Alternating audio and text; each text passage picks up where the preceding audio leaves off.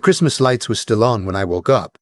I remember thinking that was strange because I always turn them off before bed. 32 years of habit.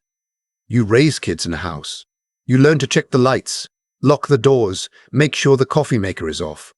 My wife used to tease me about it, said I was the most predictable man alive.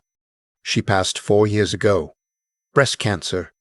14 months from diagnosis to the end, and I was there for every single day of it. I held her hand in the hospital. I drove her to chemo. I sat beside her in the dark when she couldn't sleep, and the pain was bad, and there was nothing either of us could do but wait for morning. After she was gone, my son asked me to move in with them. I want to be clear about something. He asked me. I did not show up on their doorstep with my suitcase.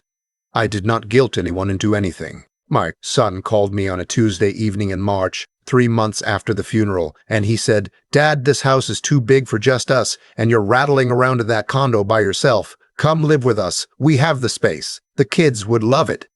I said I'd think about it. I thought about it for 2 weeks. I talked to my accountant. I talked to my attorney, a man I've known for over 20 years, whose judgment I trust completely. I decided to sell the condo. I moved into the guest suite on the first floor of my son's house in late April. I paid them $1,200 a month in rent, my son's idea, not mine, and I agreed because I didn't want to feel like a burden, and I contributed to groceries, utilities, and the kids' activities. I took my 2 grandchildren to school 3 days a week. I fixed things around the house. I was not a house guest. I was a member of that family. Or so I believed. The Christmas lights were still on because nobody had come home the night before. I sat up slowly. My back has been giving me trouble since the surgery 2 years ago, so mornings take a minute. I reached for my phone on the nightstand.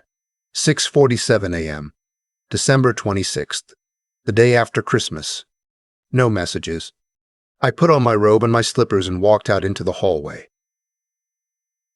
The house was quiet in a way that houses are not quiet when 4 people are sleeping in them. It was quiet in a different way. An empty way. My son's bedroom door was open. I don't make a habit of looking into their room, but the door was open, and I could see the bed was made. Perfectly made, the way it only looks when no one has slept in it. I checked the garage. Both cars were gone. I stood in the kitchen for a long time. The coffee maker sat on the counter the way it always does.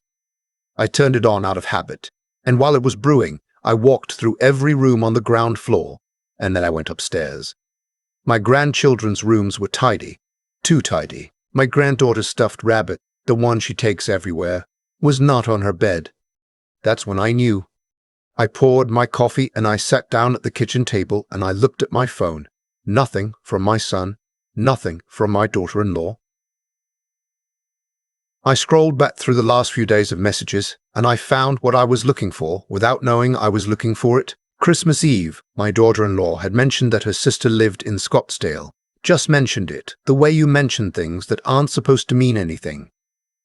Christmas morning was normal. We opened gifts. My son made pancakes. My daughter-in-law took pictures of the kids in their new pajamas. I helped clean up the wrapping paper. That afternoon, around 2 o'clock, she said she had a headache and was going to lie down. My son took the kids to the park.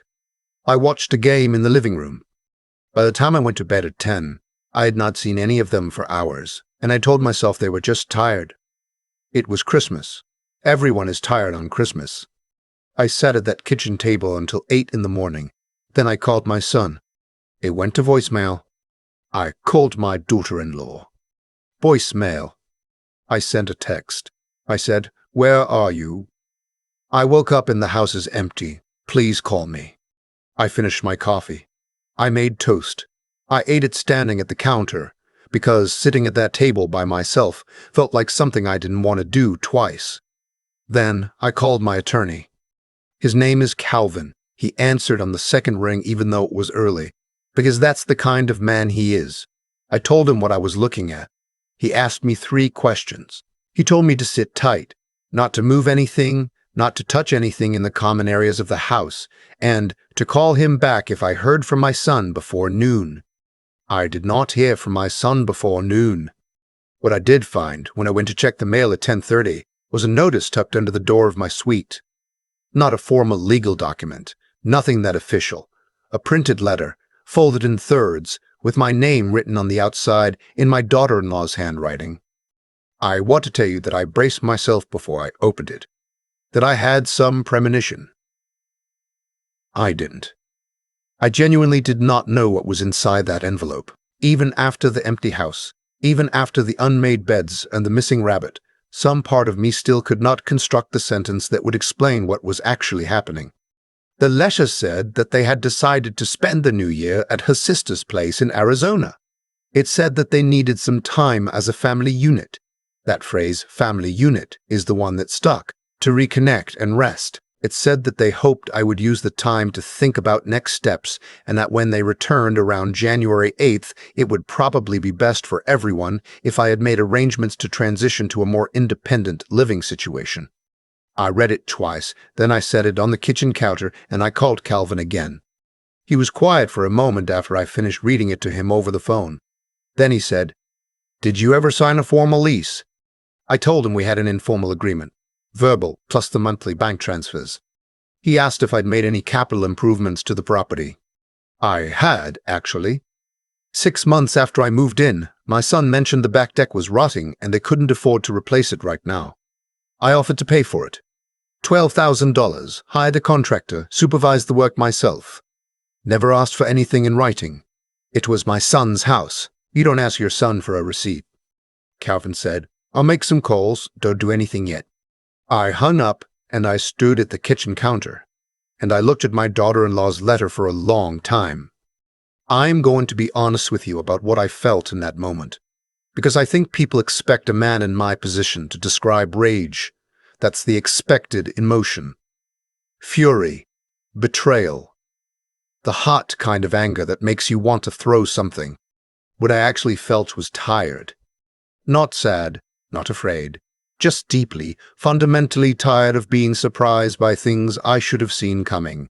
My wife would have seen it. She was always the sharp one when it came to people. She'd had reservations about my daughter-in-law from the beginning, and she kept them mostly to herself because she knew how much I loved my son, and she was that kind of woman. She protected the people she loved from the things she couldn't fix. I missed her so much in that moment that it was almost physical, like pressing on a bruise. Then I went to my room and I made some phone calls of my own. The first was to my financial advisor. I told him to review every transaction from the joint household account, an account I'd agreed to contribute to for house expenses, utilities, groceries. He called me back 2 hours later. In 14 months, approximately $31,000 had moved through that account. My contributions accounted for $19,200 of it. A significant portion of the remainder had been used for expenses I had never been made aware of. A vacation deposit to a resort in Cabo in March that was ultimately cancelled, new furniture for the primary bedroom, my daughter-in-law's car registration, and 2 traffic violations. None of that was in our agreement. The second call I made was to my grandson's pediatrician's office to make sure the kids had everything they needed. I'm including this detail because I want to be clear that whatever happened between the adults in this story, my grandchildren were never part of it. They didn't choose any of this. They were 7 and 4 years old, and they loved their grandfather, and I loved them, and none of the decisions I made in the days that followed were aimed at them. The third call was to a moving company, a reputable one I found through a neighbor who'd used them. I explained my situation plainly. I needed to move my belongings out of a residential property and into a storage facility, and I needed it done quickly and cleanly. They had availability on the 28th. I booked it. Then I called my son again. Voicemail. I left a message this time. I kept my voice even. I said, "I got the letter. I understand what you're telling me. I want you to know I'm not angry, and I'm not going to make this harder than it needs to be. But there are some financial matters we need to discuss when you're back. Call me when you can." He did not call. My daughter-in-law sent a text that afternoon. It said, "We're really sorry about the timing, Dad. We just needed to make this decision for our family. We hope you understand." I read it. I did not respond. The movers came on the 28th at 7 in the morning. I had spent the previous 2 days carefully packing everything that was mine. In 3 years of living in that house, I had not accumulated much. I sold most of my furniture before I moved in. kept only the things that mattered: my wife's china cabinet, the mahogany desk that had been my father's, my books, my tools, my clothes, the framed photographs. I want to tell you about the photographs, because I think this is the detail that is hardest to explain to someone who hasn't been through something like this. When you live with family, your pictures end up on their walls. A photo of my son at his college graduation that I'd had framed, a photo of my wife and me at our 40th anniversary, a portrait of the four of them, my son, my daughter-in-law, my grandchildren, that I had commissioned and paid for as a gift, and that had been hanging in their front hallway for 2 years. I took the pictures that were mine. I left theirs on the walls. The move took most of the morning. I had arranged a short-term furnished apartment through a service Calvin recommended, a 2-bedroom unit in a quiet building about 12 minutes from my son's house, month-to-month lease, available immediately. I'd paid the deposit the evening of the 26th. I did one more thing before I left that house. On the kitchen counter, next to the coffee maker I had bought as a housewarming gift when I first moved in, I left 2 items. One was a cashier's check made out to my son for the prorated rent I had already paid for January, 12 days' worth. I did not owe it to him. Legally, given the circumstances, a strong argument could be made that he owed considerably more to me. But I left the check because I was not raised to take what isn't mine, and those 12 days' worth of rent were not mine to keep. The other item was a brief handwritten note. 4 sentences. I won't repeat all of them, but the last one said, "When you're ready to talk, you know how to reach me." I turned off the Christmas lights on my way out. Habit. My son called me for the first time on December 31st. I was sitting in my new apartment, eating takeout from a Thai place 2 blocks down, when my phone lit up with his name. I watched it ring. I let it go to voicemail. He called again that night at 11, then on New Year's Day, then twice on the 2nd of January. My daughter-in-law called on the 3rd, my son again on the 4th and the 5th. Calvin called me on January 6th.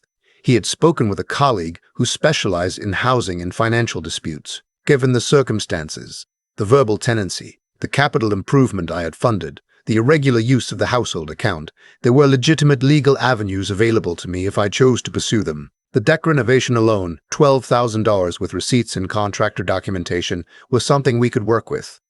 He walked me through the options. I told him I wanted to think about it. On January 7th, my son sent a text. It said, "Dad, I'm not sure what's happening or where you are. We're coming home tomorrow. Please call me. I'm worried." I read it 3 times. That word, worried, sitting in the middle of that sentence like he'd just now thought to use it. I called him back. He answered before the first ring finished. I could hear background noise, an airport, I thought. He sounded relieved and confused at the same time, the way people sound when they've been caught doing something they knew was wrong but weren't prepared for the specific consequence they got. "Dad, where are you? We got home, and your things are gone." "I moved out," I said. "You suggested I find alternate arrangements. I found them." There was a long pause. "I didn't. That wasn't." He stopped. Started again. "That letter was Cecilia's idea. I didn't know she was going to write it like that. I thought we were just going to talk when we got back." I let that sit in the air between us for a moment. "Your wife wrote a letter, using your address, telling your father to vacate the premises on Christmas night," I said, "and you didn't know about it." Another long silence, longer than the first. "We need to talk," he said finally. "Yes," I said. "We do. My attorney will be in touch next week regarding the household account and the deck renovation. In the meantime, I'm fine. My new place is comfortable. Tell the kids their grandfather misses them and I'll see them soon." I hung up before he could say anything else. Calvin sent the formal letter on January 10th. Not a lawsuit, not yet. A letter outlining the financial irregularities in the household account, the undocumented capital improvement, and my son's signature on the original verbal tenancy agreement, as evidenced by the bank transfer records. The letter made no threats. It asked only for a formal accounting and a meeting to discuss restitution. My daughter-in-law called me that same evening. I did not answer. I have not spoken to her since I found that notice under my door. My son and I met for lunch 3 weeks later at a diner we used to go to when he was in high school, before he met her, when it was still just the two of us, and his mother, and the world was simpler than any of us appreciated at the time. He looked tired. He ordered black coffee and kept wrapping his hands around the mug like he was trying to warm them even though the diner was perfectly warm. He said he was sorry. He said it more than once, and I believed him each time, which is a complicated thing to say about your own child, but it's the truth. He was sorry. He was also a man who had made choices he couldn't undo, and sitting across from him in that diner booth, I could see him reckoning with exactly how much those choices had cost him. We did not resolve everything at that lunch. I don't think I'm naive enough to believe everything can be resolved over diner coffee. What we did was talk. For 2.5 hours, we talked.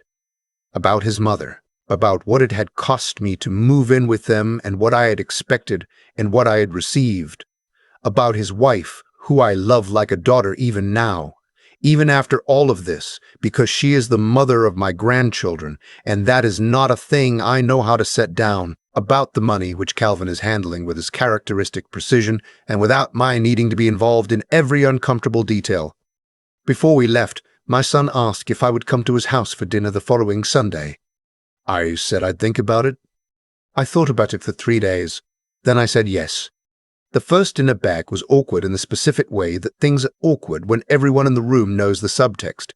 But nobody is willing to name it in front of the children. My granddaughter climbed into my lap before dessert was served and fell asleep there, the way she's been doing since she was 2 years old, and still does sometimes at 7.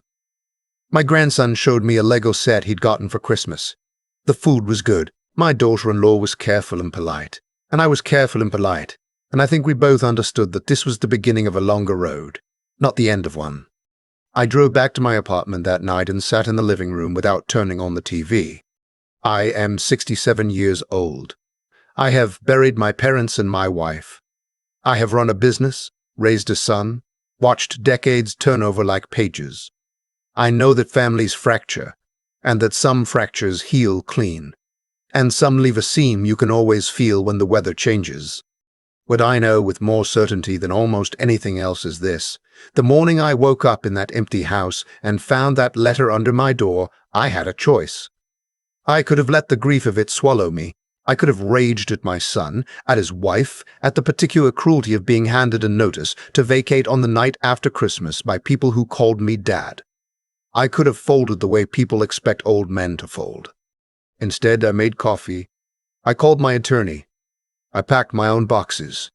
My son called me last Tuesday just to talk, not about the legal matter, not about his wife, not about anything in particular. He called because it was Tuesday and he wanted to tell me about something funny that happened at work. We talked for 40 minutes.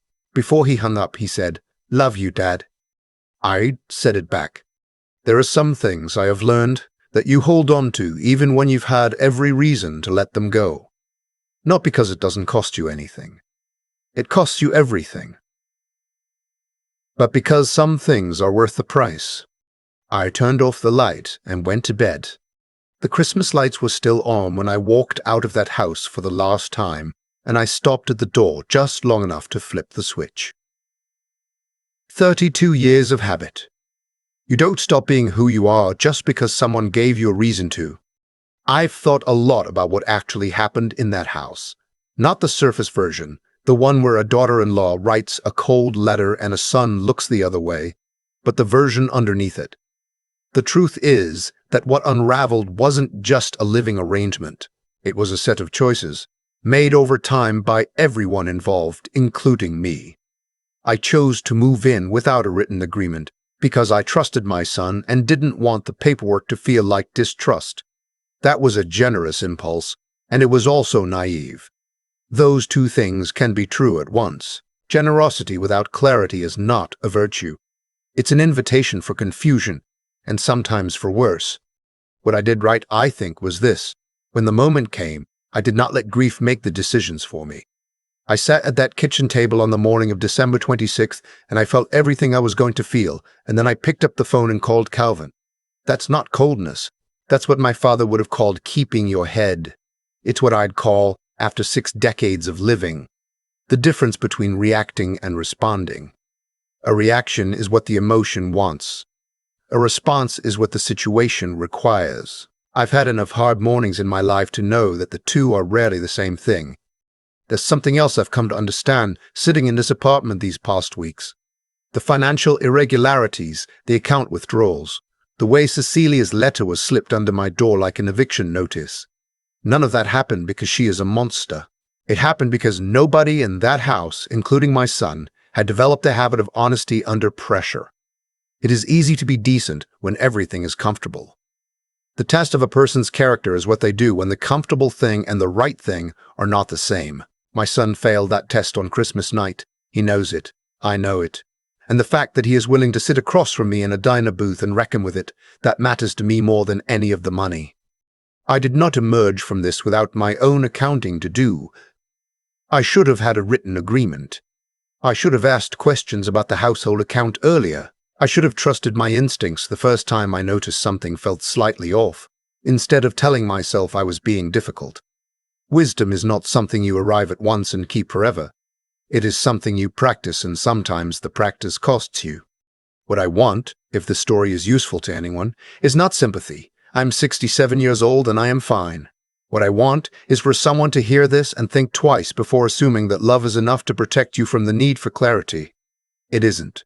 Love and clear agreements are not opposites. They are companions. The people who love you deserve to know exactly where they stand, and so do you. My granddaughter fell asleep in my lap at that first Sunday dinner. That's the part I keep coming back to. Not the legal letter, not the missed calls, not the conversation at the diner, the weight of a 7-year-old who trusts you completely, who doesn't know anything about cashier's checks or household accounts, who just knows that a grandfather is there. That's what I stayed steady for.